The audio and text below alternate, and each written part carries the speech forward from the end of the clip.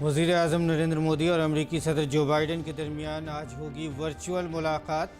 جنوبی ایشیا، بھارت بحر الکاہل اور عالمی معیشت سمیت کئی امور میں تعاون پر ہوگی بات چیت۔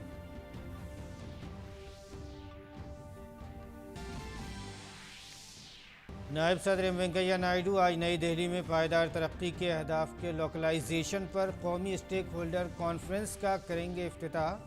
پروگرام میں مرکزی وزراء گری راج سنگھ، اسمرتی زبین ایرانی اور گجیندر سنگھ شیخاوت سمیت تمام معزز شخصیات رہیں گے موجود۔ بھارت اور امریکہ کے درمیان دفاع اور وزیر خارجہ کی سطح کے درمیان آج واشنگٹن میں شروع ہوگی چوتھی 2+2 بات چیت۔ دونوں فریق خارجہ پالیسی، دفاع اور سلامتی سے متعلق دو طرفہ تعلقات کا لیں گے جائزہ۔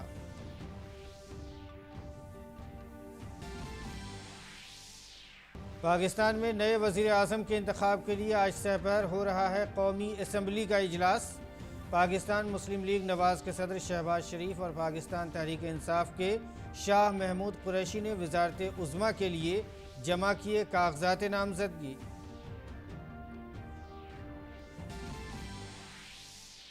یوکرین نے کہا یورپی یونین ماسکو کے خلاف جاری پابندیوں میں مزید توسیع کے علاوہ ہمیں فراہم کرے مزید فوجی امداد۔ امریکہ کے قومی سلامتی کے مشیر جیک سلیوان نے کہا کہ امریکہ روس کے خلاف جنگ میں یوکرین کو ہر ممکن مدد فراہم کرنے کے لیے ہے پرعزم۔ آسٹریلیا کے چانسلر کارل نیمر روسی صدر پوتن سے کریں گے ملاقات۔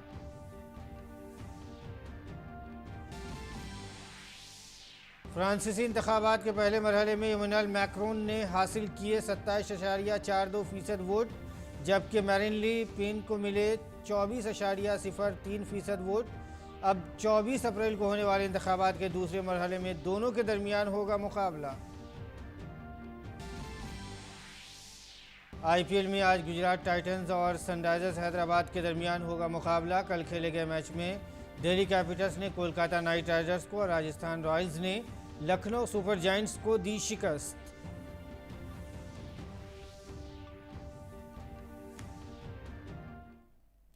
ناظرین آداب، اردو خبرنامے میں آپ کا خیر مقدم ہے۔ میں ہوں آپ کے ساتھ مسرور فیضی اور آئیے اب خبروں پر تفصیل کے ساتھ نظر ڈالتے ہیں۔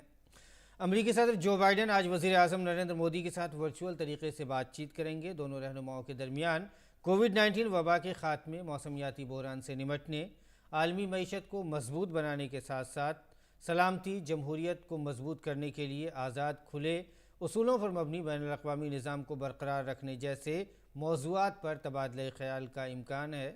صدر بائیڈن اور وزیر اعظم نریندر مودی ہند بحر الکاہل خوشحالی، ہند بحر الکاہل اکنامک فریم ورک کی ترقی اور اعلیٰ معیار کے بنیادی ڈھانچے کی فراہمی کے بارے میں جاری بات چیت کو آگے بڑھائیں گے۔ دونوں رہنما روس اور یوکرین کے درمیان جاری جنگ کے حوالے سے بھی بات چیت کریں گے۔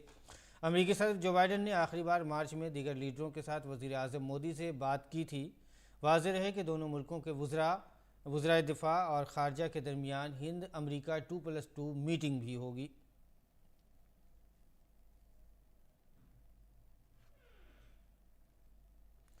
نائب صدر ایم وینکیا نائیڈو آج صبح تقریباً 9:30 بجے نئی دہلی کے وگیان بھون میں پائیدار ترقی کے اہداف کو مقامی بنائے جانے سے متعلق قومی اسٹیک ہولڈر کانفرنس کا افتتاح کریں گے۔ پنچایتی راج کی وزارت نے آزادی کا امرت مہوتسو کو یادگار بنانے کے لیے اس قومی اسٹیک ہولڈر کانفرنس کا انعقاد کیا ہے۔ اس پروگرام میں مرکزی وزراء گری راج سنگھ، اسمرتی ایرانی اور گجیندر سنگھ شیخاوت سمیت دیگر سرکردہ شخصیات موجود رہیں گے۔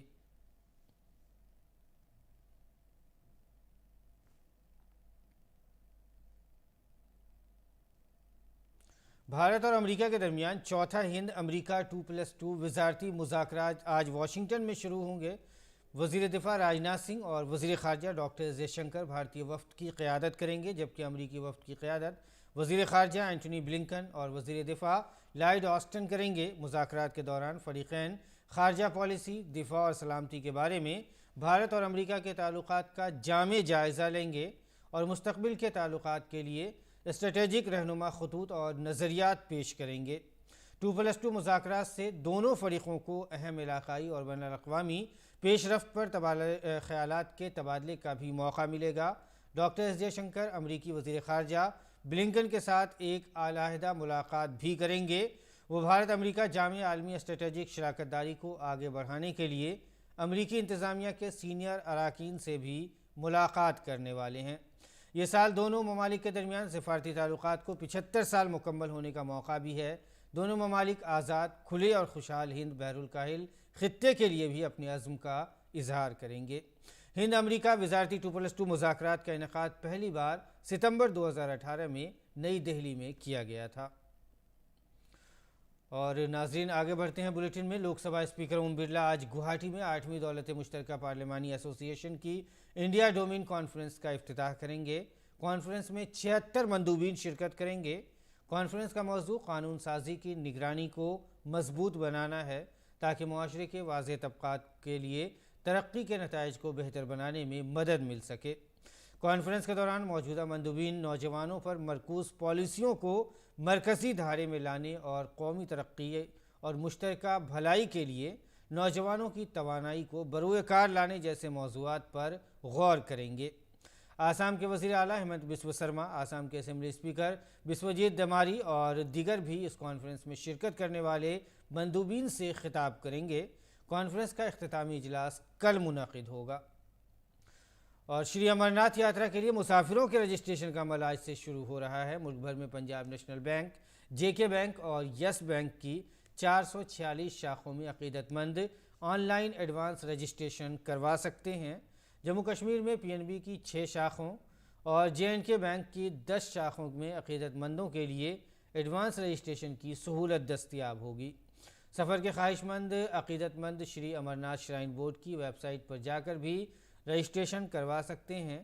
5 سال سے زیادہ لیکن 50 سے کم عمر کے افراد بھی گروپ رجسٹریشن کے لیے درخواست دے سکتے ہیں۔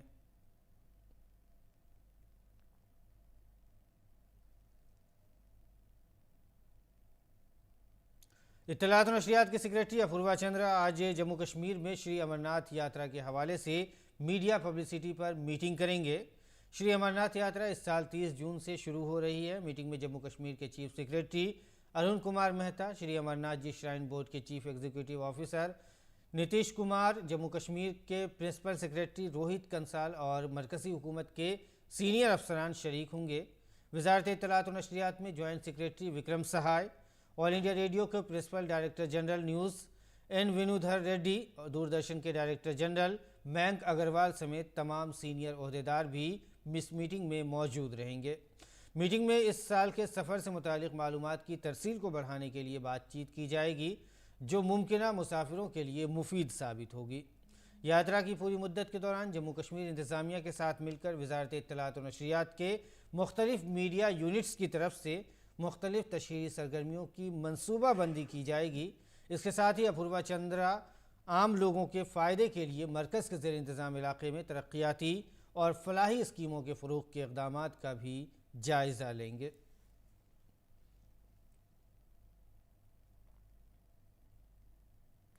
ناظرین، کیا آپ جانتے ہیں کہ بھارت میں سب سے پہلے اومیکرون کی شناخت کس نے کی؟ جی ہاں، آج ہم آپ کو ملک میں اس خاتون سائنسداں سے ملوائیں گے جنہوں نے سب سے پہلے اومیکرون کو الگ تھلگ کیا۔ وہ ہیں NIV پونے کی سائنسداں ڈاکٹر پرگیا یادو۔ ہمارے نامہ نگار نتیندر سنگھ نے ان سے خاص بات چیت کی۔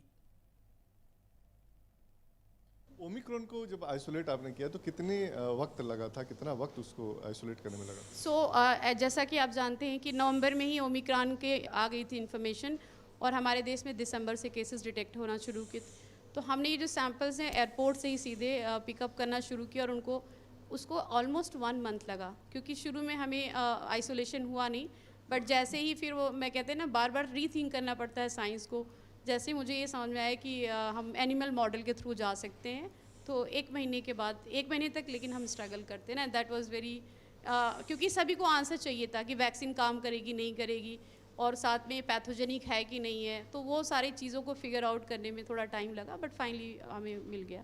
ابھی کوئی نیا ویریئنٹ جس کو آپ نے اومیکرون جب شروع ہوا تو اس کو B11529 کا نمبر دیا گیا تھا، لیکن اب اومیکرون فردر ماڈیفائی ہوتا گیا، اب اس کے بھی 15 ڈفرینٹ ویریئنٹس ہیں اور ان کو BA1 BA2 اور اس کے سب لینیجز کا نام دیا گیا ہے، تو فردر ہم ان سبھی کو آئسولیٹ کر رہے ہیں اور کچھ اور بھی اسٹڈیز کر رہے ہیں، جس میں ایک اسٹڈی ابھی ہماری لینسٹ میں ایکسیپٹ ہوئی ہے، جس میں ہم دکھا رہے ہیں کہ یہ جو اومیکرون ہے وہ کس طرح سے پیتھوجنسٹی کاز کرتا ہے ہیمسٹر ماڈل میں. اس کے پہلے بھی ہم نے الفا بیٹا ڈیلٹا یہ جو ویریئنٹس ہیں ان کی اسٹڈی کی تھی. اور آپ کو یہ جان کے آشچریہ ہوگا کہ جو ہم کہہ رہے ہیں کہ اومیکرون ڈینجرس نہیں ہے, پیتھوجنک نہیں ہے ہیومنس میں, کیونکہ ہمارے دیش میں اتنی زیادہ اچھا ایمونائزیشن ہوا ہے اور لوگ نیچرلی بھی انفیکٹڈ ہوئے, ری انفیکٹڈ ہوئے, بریک تھرو ہوا ہے, تو ہائبرڈ امیونٹی بہت اچھی ہے ہمارے دیش میں. لیکن جو ہیمسٹر میں ہم نے دیکھا کہ اگر آپ BA.1 کے ساتھ اس کو انفیکٹ کرتے ہیں تو یہ پیتھوجنسٹی کاز کرتا ہے. تو فردر ابھی ہم ویکسین کے بعد انفیکشنز کا کیا امپیکٹ ہوگا وہ بھی ہم اسٹڈی کر کے دیکھ رہے ہیں, ویکسین اور اس کے اوپر اومیکرون کا امپیکٹ, جو ہم جلدی آئیں گے اس ڈیٹا کے ساتھ. کیمرہ مین سندیپ کمار کے ساتھ نتیندر سنگھ, DD نیوز, پونے. اور خبر آندھرا پردیش سے ہے. آندھرا پردیش کے وزیر اعلیٰ YS جگن موہن ریڈی کی نئی کابینہ آج سیکریٹریٹ کے قریب ایک گراؤنڈ میں حلف لے گی. حلف برداری کی تقریب کا وقت تقریباً 11:30 بجے مقرر کیا گیا ہے. جگن موہن ریڈی کی کابینہ کے تمام 24 ارکان نے جمعرات کو استعفیٰ دے دیا تھا. بعد ازاں یہ تمام استعفے ہفتے کو گورنر کو بھیج دیے گئے تھے. گورنر نے کل ان تمام استعفوں کو قبول کر لیا تھا. وزیراعظم عمران خان کی حکومت گرنے کے بعد پاکستان میں سیاسی سرگرمیاں تیز ہو گئی ہیں. نئے وزیر اعظم کے انتخاب کے لیے آج دوپہر 2 بجے قومی اسمبلی کا اجلاس ہونا ہے. پاکستان مسلم لیگ نواز کے صدر شہباز شریف کا وزیر اعظم بننا تقریباً طے مانا جا رہا ہے. شہباز شریف اور پاکستان تحریک انصاف پارٹی کے شاہ محمود قریشی نے اس عہدے کے لیے کاغذات نامزدگی جمع کرا دیے ہیں. لیکن ان سب کے درمیان شہباز شریف کو ایک زبردست دھچکا بھی لگا ہے. ان کے خلاف منی لانڈرنگ کیس میں آج ایک عدالت میں فرد جرم طے کی جائیں گی. تفصیل دیکھیے اس رپورٹ میں. عمران حکومت کی وداعی کے ساتھ ہی پاکستان میں نئی حکومت کی تشکیل کی ہلچل تیز ہو گئی ہے. متحدہ اپوزیشن کی طرف سے PML لیڈر شہباز شریف وزیر اعظم عہدے کے اتفاق رائے سے امیدوار ہیں. PTI کی طرف سے شاہ محمود قریشی کو وزیر اعظم عہدے کے لیے نیا امیدوار چنا گیا. نئے PM کو چننے کے لیے آج پاکستان کی پارلیمنٹ میں ووٹنگ ہوگی. شہباز شریف کا انتخاب محض رسمی بن کر رہ گیا تھا. ان سب کے درمیان شہباز شریف کو ایک جھٹکا لگا ہے. شہباز شریف کے خلاف آج منی لانڈرنگ معاملے میں الزام عائد کیا جانا ہے. انہیں اپنے بیٹے حمزہ شریف کے ساتھ آج لاہور ہائی کورٹ میں طلب کیا گیا ہے. سب کی نظر اب آج کورٹ پر ٹکی رہیں گی، کیونکہ ایک طرف جہاں نیشنل اسمبلی میں شہباز شریف وزیر اعظم کے طور پر چنے جائیں گے تو وہیں دوسری طرف کورٹ میں آج ان پر منی لانڈرنگ کیس میں الزام بھی طے ہونا ہے. شہباز شریف کی گنتی پاکستان کے منجھے ہوئے لیڈروں میں ہوتی ہے. 70 سالہ شہباز شریف پاکستان کے سابق وزیر اعظم نواز شریف کے چھوٹے بھائی ہیں. شہباز شریف 3 بار پنجاب صوبے کے وزیر اعظم رہ چکے ہیں. اپوزیشن خیمے کے دیگر اہم پارٹیوں کے لیڈروں کو نئی سرکار میں اہم ذمہ داریاں مل سکتی ہیں. نئی سرکار کے سامنے سب سے بڑا چیلنج معاشی بحران سے جوجھ رہے ملک کی معیشت کو پٹری پر لانا ہے. اس درمیان عمران خان کی مشکلوں کا دور شروع ہونے کے اشارے ملنے لگے ہیں. عمران اور ان کے کچھ قریبی لیڈروں کے نام ECL میں ڈالنے کے لیے اسلام آباد ہائی کورٹ میں ایک درخواست دائر کی گئی ہے. درخواست میں ان سبھی کو غیر ملک جانے سے روکنے کی اپیل کی گئی ہے. عدالت آج اس درخواست پر سماعت کرے گی. اس سے پہلے عمران سرکار کو گرانے کے لیے متحدہ اپوزیشن سنیچر آدھی رات کے بعد تک ایوان میں ڈٹا رہا. آخری لمحے تک سرکار بچانے کے امکانات تلاش کرنے والے عمران خان نے آدھی رات سے ذرا پہلے ہتھیار ڈال دیے. عدم اعتماد کی تحریک پر ووٹنگ کی راہ میں روڑا بن رہے ایوان کے اسپیکر اور عمران خان کے قریبی اسد قیصر نے استعفے کا اعلان کیا، جس کے بعد PTI کے اراکین پارلیمنٹ واک آؤٹ کر گئے کہ میں اسپیکر کے عہدے پہ مزید نہیں رہ سکتا اور میں اپنے عہدے سے استعفیٰ دیتا ہوں. اسپیکر کی کرسی پر اپوزیشن خیمے کے ایاز صادق بیٹھے اور آنند فانند میں عدم اعتماد کی تجویز پر ووٹنگ کرا دی. 174 members have recorded their votes in favor of the resolution. Consequently, the resolution for vote of no confidence against Mr. Imran Khan, the Prime Minister of Islamic Republic of Pakistan, has been passed by a majority of the total membership of the National Assembly.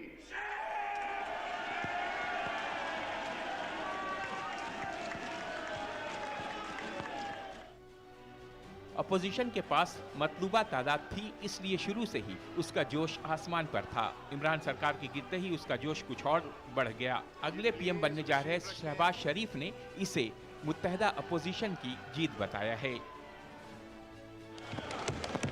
इंसाफ अपना रास्ता देगा, उसमें मैं ना बिलावल भुट्टो साहब, ना मौलाना फजल रहमान साहब, ना कोई उसमें मुदाखलत नहीं करेगा।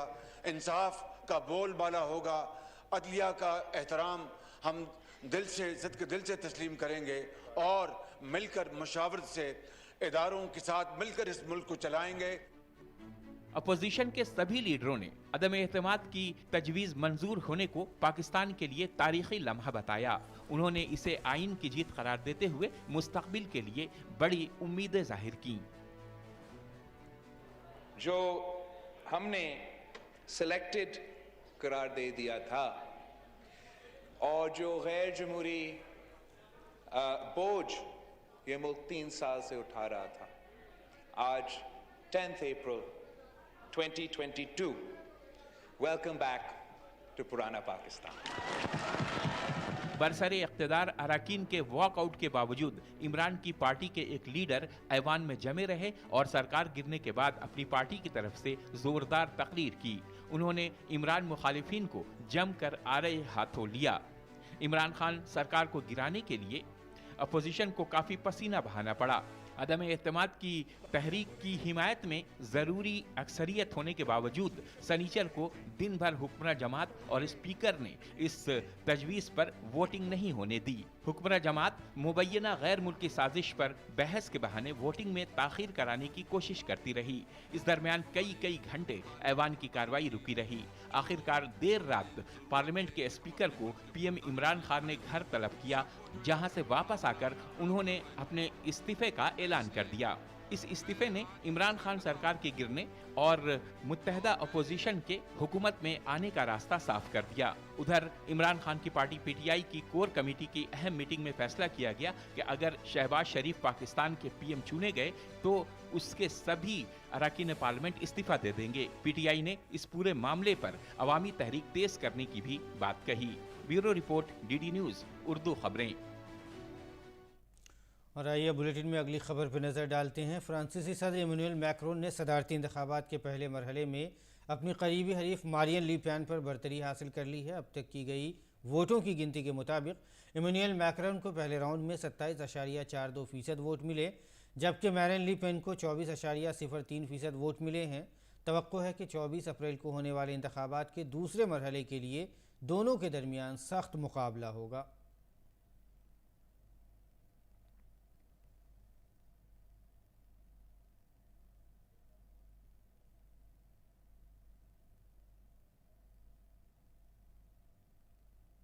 और यूक्रेन ने यूरोपीय यूनियन पर जोर दिया है कि वो रूस के खिलाफ मज़ीद पाबंदियाँ आयद करे। साथ ही यूक्रेन ने अपने इत्तेहादियों से मज़ीद फ़ौजी इमदाद का मुतालबा किया है। यूक्रेन की जानिब से मुतालबा रूसी अफवाज की जानिब से मशरक़ी यूक्रेन में एक फ़िज़ाई अड्डे और दीगर अहदाफ़ को तबाह करने के बाद किया गया है। दरअसल यूक्रेन के सदर व्लादिमीर ज़ेलेंस्की ने जर्मन चांसलर ओलाफ शोल्ज़ के साथ फ़ोन पर बात की है और इजाफी पाबंदियों के साथ साथ अपने मुल्क के लिए मज़ीद दिफाई और माली इमदाद के बारे में बात की है। यूक्रेन के सदारती दफ्तर के मुताबिक ज़ेलेंस्की ने यूक्रेनी हुक्काम के साथ यूरोपीय यूनियन की पाबंदियों के नए पैकेज के लिए कीव की तजावीज़ पर भी बातचीत की। यूरोपीय यूनियन के वज़राए ख़ारजा का इजलास आज होगा, जिसमें रूस के ख़िलाफ़ पाबंदियों को छठे दौर पर तबादला ख्याल किया जाएगा। दरअसल अमरीकी NSA जैक सल्वन ने रूस के ख़िलाफ़ जंग में यूक्रेन को हर मुमकिन मदद फराहम करने के अपने अज़्म का इआदा किया। ऑस्ट्रेलिया के चांसलर कार्ल नेहमर सदर पुतिन से मुलाकात के लिए आज रूस जाएंगे। स्पेन ने इतवार की रात जज़ीरा नुमा कैनरी से 17 तारकीन वतन को बचा लिया है और उन्हें बहिफाजत ग्रांड कैनरिया आर्गोइन की बंदरगाह पर पहुंचाया, जहां उन्हें हंगामी हालात के बाद खिदमात के बाद हस्पानवी वजारत दाखिला के आदाद शुमार के मुताबिक अगर बात करें तो कल तक 6073 तारकीन वतन जज़ीरा नुमा कैनरी पहुंचे हैं। स्पेन का कैनरी जज़ीरा नुमा यूरोप जाने वाले तारकीन वतन के लिए अब तक सबसे बड़ी मंजिल है।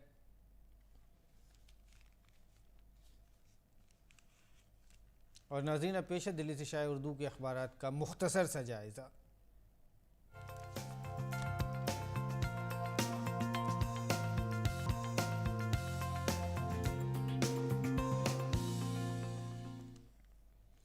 اخبارات کے جائزے میں ناظرین آئیے سب سے پہلے نظر ڈالتے ہیں روزنامہ انقلاب کی اہم سرخیوں پر۔ پہلی اہم سرخی جو روزنامہ انقلاب نے لگائی ہے وہ عمران خان کی اننگ ختم، نئے وزیر اعظم کا انتخاب آج اور تحریک عدم اعتماد کامیاب، متحدہ اپوزیشن کی طرف سے شہباز شریف اور تحریک انصاف کی جانب سے شاہ محمود قریشی کو امیدوار نامزد کیا گیا ہے۔